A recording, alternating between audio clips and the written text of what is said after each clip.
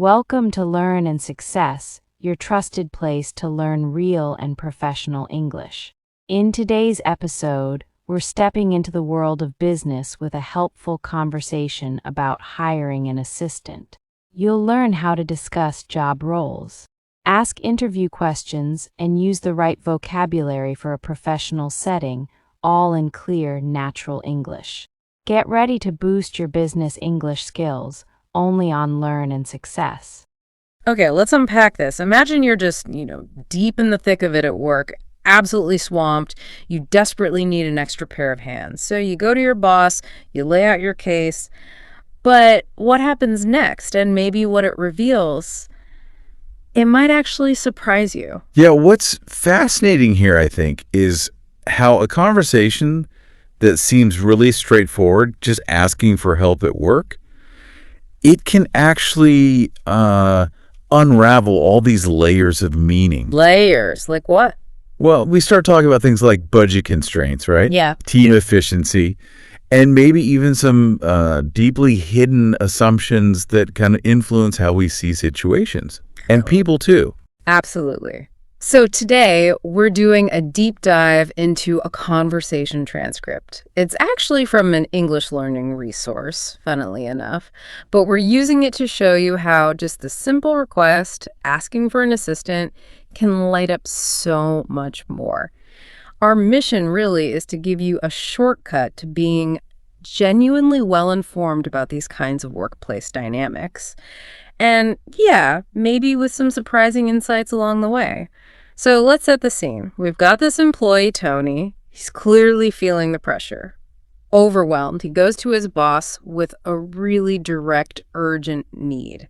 He needs an assistant, needs help with the workload. It's a clear plea for support. Right. And the boss's first reaction, it's a firm no, which, as anyone who's worked in, almost any company knows, is often the first hurdle you hit. The source material, it breaks down the usual reasons for this kind of pushback pretty well. Okay, so what are they? First up, the boss mentions a lack of resources. Yeah. In most business talk, that immediately translates to, money, budget limits. Got it. So it's not just we don't want to help, it's more we actually can't afford to right now. Precisely. And beyond just the money, they're also apparently understaffed, which just means simply there aren't enough people already on the team to handle everything. Mm. And then there's that bigger picture thing. The timing is just not right. The classic timing excuse. Well, yeah, but the source points out it's not always just a casual dismissal. It can signal genuine uncertainty, like you wouldn't try and sell your house in a terrible market. Right. Or make a huge life decision when things feel unstable. So the company sees it as just too risky to take on new staff if the overall economy looks bad. That broader economic context, yeah, that definitely puts it in perspective. It really makes Tony's next move even more, impressive, doesn't it? Because he doesn't just accept that no, he pivots. Pretty fast, actually. He's quick on his feet, yeah. Tony suggests hiring an intern, and he uses some really specific phrases to sell this idea. He says an intern would take some of the weight off my shoulders. Now, this isn't just about him feeling better. It's kind of a strategic way to point out the burden that already exists, right? Right. It implies, hey, this isn't just my problem.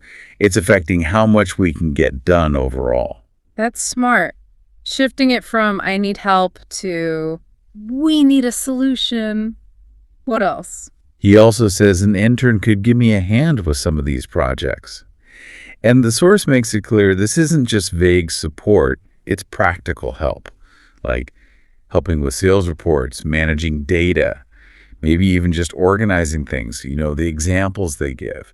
It paints a picture of immediate, concrete relief. And crucially, he deals with the boss's main worry right at the start, the money thing. Exactly. That's probably the clincher. Tony stresses that this approach would keep our costs down. This hits that initial resources objection head on. Shows he's thought about the financial side.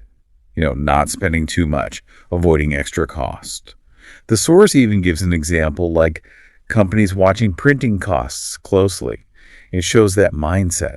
And suddenly, the boss goes, that sounds reasonable. It's a complete turnaround. What do you think really did it? Was it just the costs down bit, or was there something else going on? Well, the cost down is huge, definitely. But I think it's also Tony showing initiative. He didn't just complain or walk away.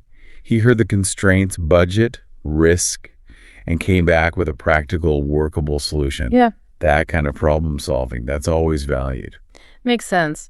So the boss agrees. Tony must be feeling like this huge wave of relief wash over him until the moment he's actually brought in to meet his new assistant. And that's where the story takes a really interesting, maybe unexpected turn. Yeah, and here's the surprise, right from the dialogue. Yeah. The new assistant's name is Adam. You can almost hear Tony's surprise in the way he says, sort of drawn out, "Oh, hi, I'm Tony," when they meet. It definitely makes you stop and think, yeah. Why was Tony so taken aback by the name Adam? What was he expecting? And this really raises an important question, doesn't it? About the unspoken expectations we carry around, things we might not even realize we assume. The original hosts, the ones who made that learning resource, they actually talked about this quite openly. They speculated, suggesting Tony was kind of hoping to have a female intern. Really? They went there? They did. In fact, one of their comments, and this is from the source, was pretty direct. Maybe this guy is a little bit sexist. The source also implies that Adam has a deep voice and is maybe really big and really tall, which probably just added to Tony's, unexpected reaction. It's an interesting interpretation from the source anyway. Highlights how fast we can jump to conclusions. It is fascinating how just a name and maybe a first impression can reveal these potentially deep-seated, maybe unconscious assumptions. But okay, that surprising twist, it also brings us to a really crucial, broader point. What exactly is this intern model that Tony suggested? How does it actually work beyond just getting a helping hand? Right. Well, fundamentally, an intern is someone who works for a company, usually, as the source says, with a very low salary or sometimes no salary at all. Right. Often unpaid or barely paid. Exactly. The main thing the intern gets isn't money, it's experience. And hopefully learning a lot of things. Mm-hmm. Now, the source is pretty clear on this. Intern experiences, they vary a lot.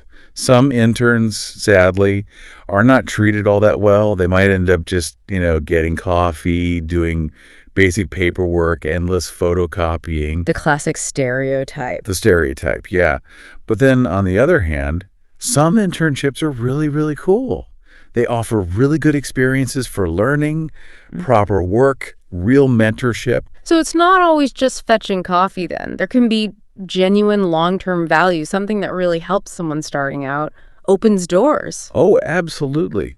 If you connect this to the bigger picture, the whole intern model, it's kind of a flexible setup, isn't it?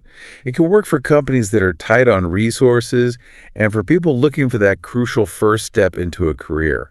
Even if it's unpaid, the experience you gain is often seen as really good. Mm-hmm. It almost always opens doors for maybe getting another job.